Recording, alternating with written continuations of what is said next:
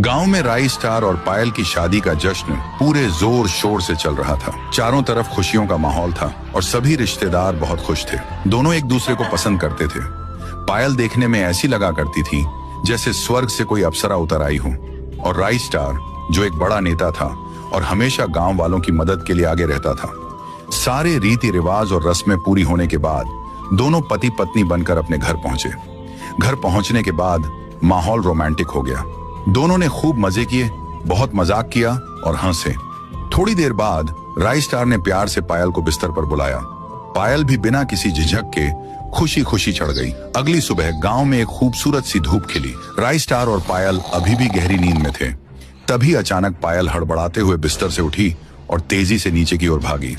सीधे बाथरूम में पहुंचकर पायल को अचानक उल्टियां होने लगी। जब उल्टियां बंद हुई तो पायल पल भर में ही सब कुछ समझ गई। उसके चेहरे पर एक बड़ी सी मुस्कान आ गई। वह तुरंत बाथरूम से बाहर आई।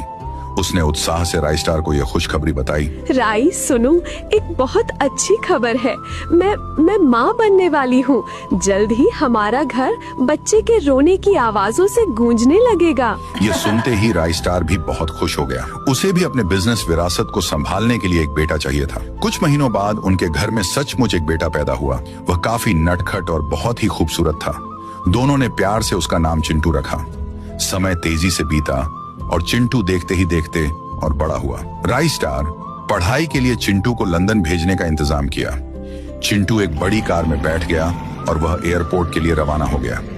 पायल और राई स्टार की आंखें नम थीं। कुछ दिनों बाद राई स्टार के भी जाने का समय आ गया। उसने पायल से कहा, पायल, मैं चुनाव के चलते एक जरूरी काम से दूसरे गांव जा रहा हूं। वहां मुझे कुछ प्रदर्शन और मीटिंग्स करनी है। मैं जल्द ही लौटूंगा, तब तक तुम अपना पूरा ख्याल रखना। और फिर राई स्टार अपने आदमियों के साथ जीप में बैठकर चुनाव लड़ने के लिए चला गया। अब पायल से उसका बेटा और पति दोनों दूर हो चुके थे। राई स्टार अपने आदमियों के साथ फुरफुरी नगर गांव के अंदर चुनाव प्रचार के लिए पहुंचा हुआ था। वहां पहुंचकर उसने लोगों की भीड़ के सामने भाषण दिया। उसने गांव के लोगों से जोरदार आवाज में कहा, मेरे प्यारे भाइयों और बहनों, मेरा चुनाव चिन्ह मुर्गी है। अगर आपका प्यार और साथ मुझे मिला तो मैं इस पूरे फुरफुरी नगर को आसमान तक लेकर जाऊंगा।